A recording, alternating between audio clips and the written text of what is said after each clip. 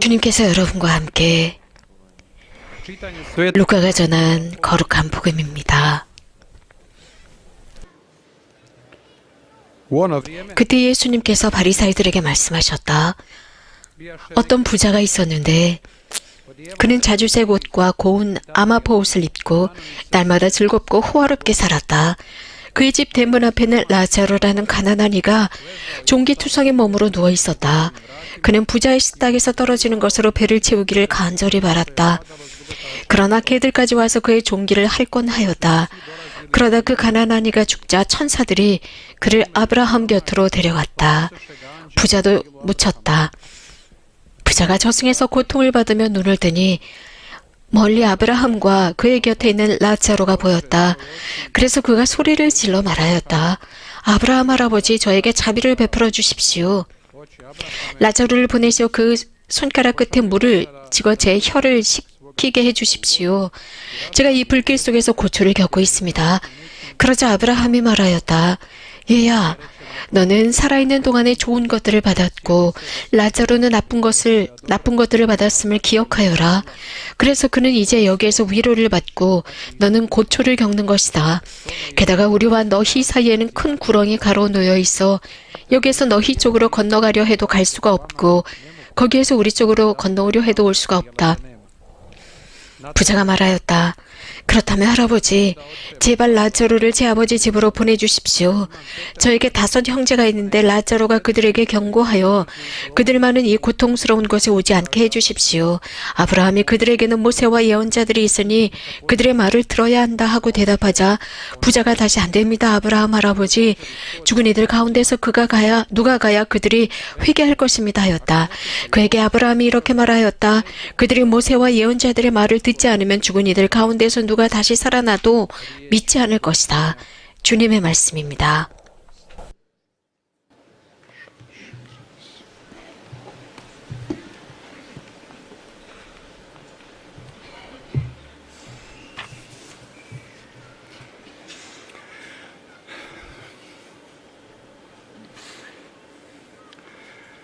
Draga braćo i sestre, 사랑하는 형제자매 여러분, 다시 한번 여러분 모두에게 인사를 드립니다. malo razmišljati 오늘 저녁 우리는 najprije 오늘 이 독서 말씀들을 묵상해 보도록 하겠습니다. 가장 먼저 koje 구약과 시편의 말씀, Sveti Pavao poslao svome učeniku Timoteju, a zatim o jednoj 또 바오로 사도가 티모테에게 쓴 서한도 보겠습니다. 또 예수님께서 들려주신 가장 아름다운 비유들 중에 하나를 묵상하겠습니다. 가난한 라자로와 부자의 에피소드입니다. 형제자매 여러분, 이것을 우리가 파노라마로 펼쳐놓고 보게 되면 bilo 성경 저자들이 기록하는 이 모든 것들, 그것은 구약이나 신약에서도 그렇지만 우리가 아주 쉽게 볼 수 있는 것이 있습니다. 그것은 당대 사람들, 곧 당대 사회, 2000년 전의 사회 분위기, 사회상이라고 할 수 있습니다. 그 사회상을 현대와 비교할 수 있습니다. 그들도 우리가 지금 겪고 있는 이런 문제들, 사회적인 문제들을 갖고 있었습니다. 물론 우리는 기술적으로 훨씬 더 발전했고 훨씬 더 다른 방법으로 살아가고 있습니다. 하지만 그 원칙적인 문제들은 여전히 그때나 지금이나 변한 게 없습니다. 만약에 현대 bilo ih je i u to vrijeme.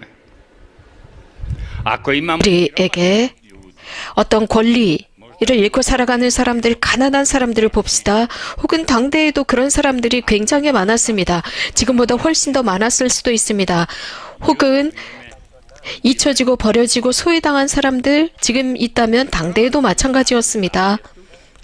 예언자들, 구약의 예언자들, 신약에 예수 그리스도 메시아 구원자이시고 해방자이시고 하느님으로부터 파견되신 예수 그리스도를 만난 사람들, 그분들도 사실 이런 모든 문제를 만졌고 당시 사회에 그런 문제들이 있었습니다. 그래서 이런 문제들은 그대로 지금까지 전해져 내려오고 있습니다. 그 근본 뿌리까지 유산처럼 우리가 받고 있습니다. 이런 것을 바탕으로 그리스도 교회가 있고 예언자들과 예수님 스스로도 이런 사회적인 문제 앞에서, 즉 사회의 어떤 특정한 문제들 앞에서 이런 문제들을 만났어야 했고 당대의 사람들도 그렇고 예수님을 따르던 군중도 그랬습니다. 가장 먼저 하느님의 말씀을 받고 환영한 사람들, 그 말씀을 실천하는 사람들이 그렇습니다. 우리도 마찬가지로 이런 여러 다양한 문제들 속에서 하느님의 말씀을 받아들이고 환대한 우리들이 이 말씀을 실천해가고 있습니다. 성교황 요한 23세께서 제2차 바티칸 공의회를 소집하셨을 때의 일입니다. 성교황께서 생각하신 것은 한 헌장을 만들어서 이 사회적인 문제를 강조할 필요가 있다라고 생각하셨습니다. 그래서 이 현대 그리스도인들이 꼭 실천해야 하는 문제를 강조하자였습니다. 제2차 바티칸 공의회에서 교회의 어떤 윤리적인 면, 가정, 교회, 각 개인에 필요한 여러 다양한 것들, 이런 곳에서 무엇인가 남을 때 이것을 당연히 가난한 사람들과 나누는 것은 교회의 윤리였고 도덕이었고 또 관대함이었습니다. 그러나 이 공의회가 끝난 이후에 이러한 활동은 이제 사회적인 의무가 되었습니다. 그리스도인으로 산 이 세상에 살아가고 있다면 이런 어려운 사람들을 생각하지 않을 수 없습니다. 내 곁에 가난한 사람이 살고 있습니다. 그를 무시할 수가 없습니다. 하느님의 모상대로 만들어진 그를 어떻게 무시할 수 있겠습니까? 우리 각자도 하느님의 모상대로 만들어졌습니다. 그렇기 때문에 내 주변에 있는 가난한 형제들도 인간의 존엄을 가지고 살아야 할 권리가 있습니다. 여러 다양한 이유 때문에 물론 여러 수백 가지 문제들이 있습니다. 그렇다고 그가 이런 권리마저 드릴 수 없다면 이것은 문제겠죠. 그래서 우리 그리스도인들은 사회적인 의무로서 가난한 사람들을 도와주어야만 합니다. 교황 프란치스코께서 평화의 해를 선포하셨을 때입니다. 그 문서에서 교황께서는 남과 북으로만 나누어진 것이 아니라 이 세상은 동서남북으로 나누어졌다고 했습니다. 서양과 동양, 동서남북으로 나누어졌다고 했습니다. 이 동서남북으로 나누어진 곳에는 안락하고 최고로 부자로 사는 사람들, 최고의 부를 누리는 사람들이 있는가 하면 너무나도 비천하게 가난해서 겨우 생존을 하는 사람들이 있다는 것입니다. 겨우 생명을 유지하면서 살아가는 사람들, 이렇게 부와 부, 빈익분으로 극적으로 나누어진 세상이라고 했습니다. 정말 가난한 대도시의 정말 가난한 구역을 가보십시오. 바로 이런 모습들이 절절하게 드러납니다. 캘커타의 마더 데리사께서 노벨 평화상을 받으셨을 때의 일입니다. 그분께서 하신 모든 사랑의 활동으로 인해서 평화의 노벨상을 받으셨습니다. 또 가난한 이들을 돌보셨고 사랑의 선교 수녀회 수녀님들과 임종자들을 돌보셨습니다. 거대한 대도시 속에 버려진 그들을 돌보셨지요. 인도의 대도시에서 했습니다. 이 노벨상을 받으셨을 때 캘커타의 마더 데레사 수녀님께서는 이 상은 나의 가장 가난한 형제들을 위한 것입니다. 이것은 바다에 물방울 하나에 지나지 않습니다. 이러한 물방울 한 방울도 없이 사는 것이 얼마나 슬픈 일인지 모릅니다. 지금 현대 세상에는 정말 많은 여러 조직들이 있습니다. 단체들이 있습니다. 가난한 이들을 돕는 많은 자선 단체들이고 이곳 메주거리에도 그런 단체들이 있습니다. 메주거리에 예를 들어서 메리스 밀스라고 하는 마리아의 급식소라고 하는 이 자선단체도 있습니다. 그래서 30마르크, 1년에 30마르크로 라틴 아메리카나 아프리카의 아이들이 한 끼를 먹을 수 있습니다. 30마르크로 1년을 살 수 있습니다. 30 보스냐 마르크입니다. 그래서 하루 한 끼 점심을 먹고 매일 학교에 갈 수 있습니다. 다시 말씀드리지만 캘커타의 마더 데레사께서는 바로 이것은 바다에 떨어지는 단 한 방울의 물방울에 지나지 않습니다. 그러나 이것마저 없다면 얼마나 슬픈 일이 될지요 라고 말씀하셨습니다. 이 한 방울의 물방울조차 없다면 정말 살아가기가 어려울 것입니다 라는 말씀을 하셨습니다. 구약의 예언자들 2500년 전에 이 구약의 예언자들은 이미 목소리를 높일 줄 아셨습니다. 이런 사회적인 불의를 보고 권력자들 앞에서 소리를 높일 수가 있었고 부자들 앞에서 목소리를 높이실 수가 있었습니다. 거대한 건물, 주택에 살고 있는 그들, 기름진 음식을 먹고 가장 맛있는 음식을 먹고 가장 섬세하게 짜여진 이 리노옷을, 마옷을 입고 살아가는 이들, 특히 오늘 아모스 예언자가 그렇습니다. 이 가난한 이들을 대변하는 목소리였습니다. 많은 사람들은 이런 모든 것이 발명된 것이다 라고 생각했습니다. 예를 들어서 성서적인 어떤 비유에 지나지 않는다, 지나치게 과장되었다 라고들 생각했습니다. 하지만 얼마 전에 이 조그만 집들을 발견했습니다. 고고학자들이 말입니다. 즉 거대한 이러한 건물들 곁에 엄청난 저택 곁에 정말 가난한 애들이 살던 코딱지만한 집들을 이 고고학자들이 발견했습니다. 예수님께서는 하느님의 사랑 때문에 이런 것 앞에서 무관심하실 수가 없었습니다. 하느님의 사랑, 가장 위대한 사랑은 무엇입니까? 하느님을 무엇보다도 사랑하고 그 똑같은 사랑으로 이웃을 사랑하라는 것이었습니다. 내 자신처럼 너를 사랑하라였습니다. 그렇기 때문에 이러한 사랑의 정신으로 디모테오에게 바오로 사도는 디모테오에게 관대해지라고 말씀하십니다. 예수님처럼 예수 그리스도처럼 이런 사랑을 증언하라고 하십니다. 몸소 증언하라고 하십니다.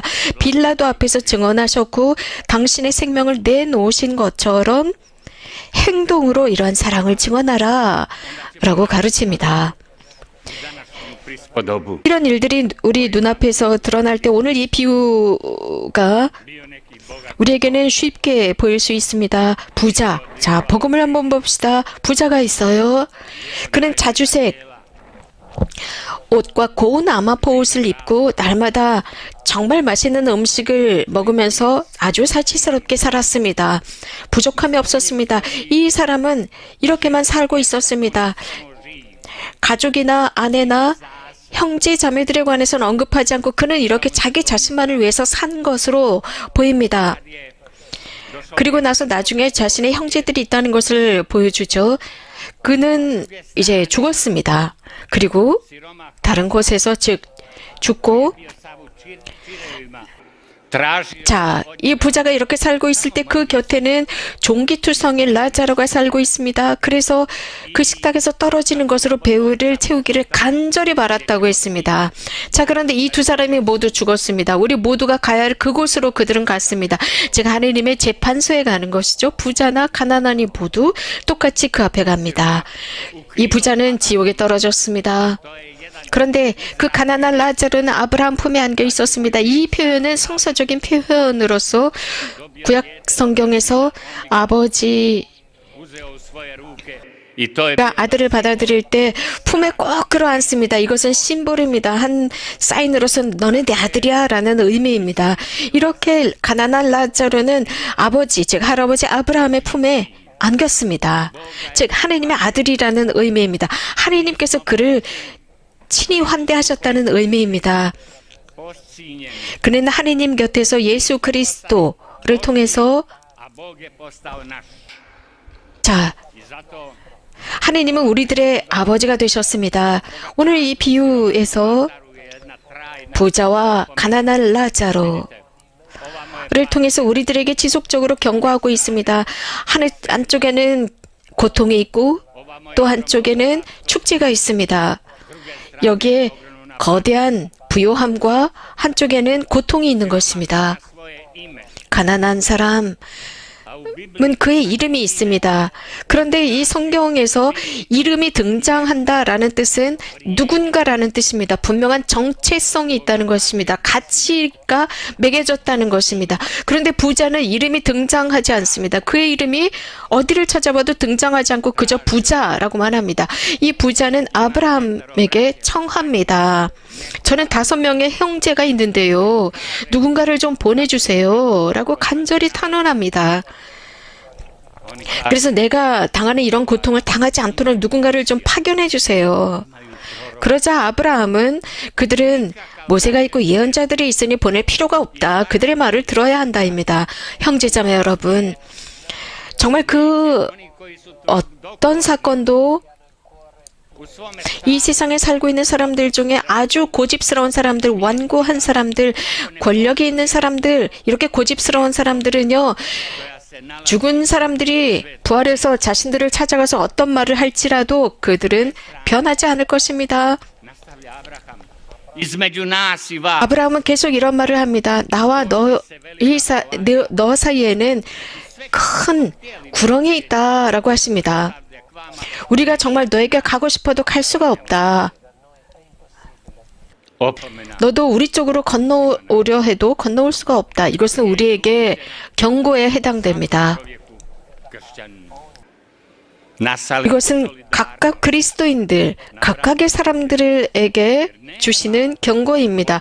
그래서 우리는 이웃을 위한 유대감과 사랑이 필요합니다. 형제자매를 사랑하지 않으면 하느님을 사랑할 수 없습니다. 하느님을 사랑한다고 하면서 내 곁에 살아가고 있는 도움을 필요로 하는 이들을 잊어버리는 것 있을 수 없습니다. 그것은 물질적인 것뿐만 아니라 다양한 것에 있어서 정말 아름다운 말, 진심을 담은 말을 건네고 환영하고 dijelovi života. 공동체에 받아들이고 친교를 이루는 것, 이런 모든 것은 우리들의 삶의 일부입니다. 예수님께서 가르치는 것이고 성모님께서 가르치는 것입니다. 겸손하기 위해서, 순수하고 단순해지기 위해서는 우리는 하느님의 자녀들이라는 것을 깨달아야 합니다. Stvorio kao svoju 하느님께서 우리 모두를 당신의 아들과 딸들로 창조하셨기 때문입니다. 그리고 우리 모두를 당신 품으로 끌어안으십니다. 아브라함이 라자르를 품에 안고 있었던 것처럼 아버지 하느님께서 우리들을 끌어안고 계십니다. 하느님은, 또 성모님은, 복되신 동정 마리아, 우리가 공경하는 성모님, 또 우리가 흠숭한 하느님께서는 우리 모두를 끌어안고 계십니다. 그리고 너는 내 아들, 내 딸이야 라고 하십니다. 우리는 정말 하느님의 자녀들입니다. 우리는 성모님의 아들과 딸들입니다. 아멘. 하느님을 찬미합시다. vjerujem u jednoga Boga, 한 분이